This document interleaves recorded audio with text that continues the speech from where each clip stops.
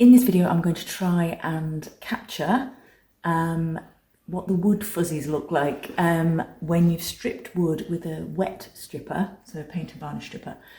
It can sometimes leave the very surface fibres of the wood a little bit sort of waterlogged, and really we have to sort of knock them off. It doesn't happen very often, but you might see little patches on your wood. So I want to try and get a good visual ID on it for you so that you can sort of start to see them yourself. These are areas where we just have to sand a little bit more, because normally we just give a light sand across. So here's a piece of wood. This bit here has been stripped but not sanded, so it's still showing some marks of where finish has been moved about and scraped off. And this piece that I've done here, nice and smooth and much more even in tone. But I do have down here some little patches. So I'm going to do some close-ups and show you. It's sort of like a yellow bloom on the surface. And really what you need to start to do is to look into the pattern of the wood and to see what looks consistent. So for example here, and obviously if you've got a piece of wood that's got matching veneer on either side, you can look at the pattern and see. And so when I'm looking at this, I can sort of see that that white patch doesn't really make sense there. Plus, when we put white spirit on it, we might actually find the pattern deepens and goes darker. As it dries out, this surface level fuzzy patch will start to get lighter again. And that's the area that can cause an issue with our top coats, because top coats naturally dry up to the surface, and this can leave a little bit of a white layer. So we'll go in a bit closer to it. I've also got an example here, because I started to sand that one off to show it. So I've got another one that I've started on. Okay, so these are the patches here. As you can see, the texture is different. They look a bit like bleached out. So let's wipe the white spirit over it. So can you see? So it's sort of absorbing in okay. But it is a bit paler here. Okay. Just even that up actually, because I had to pause for a second there. Okay, let's watch that dry out. So you can see that lighter patch down the bottom there. So that's what's going to look lighter when I top coat it. So just that patch there. Just needs a little bit more sanding to get those fibres off in those areas. Okay, so you can see here that patch. I just dust it a little with the dry bit of my cloth. You can see that it's not dust. So that's probably a bit easier to see. The shape's quite irregular and it's sitting over the top of the pattern of the wood, which we know over here is quite dramatic. But here I've got this white blob. Let me get in there. Yeah. So I've got to keep going, burnish that off, and all that pattern will start to come through.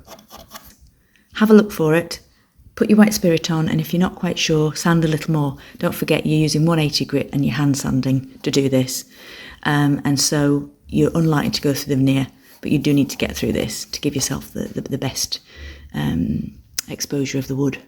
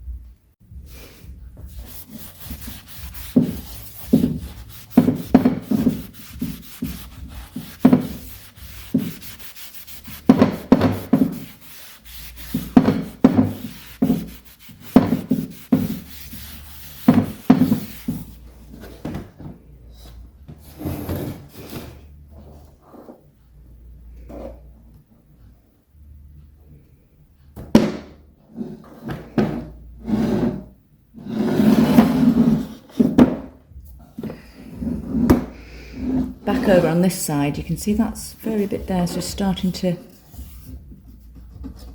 come out a little bit. So I'll be going back to sand that. Just leave it for now.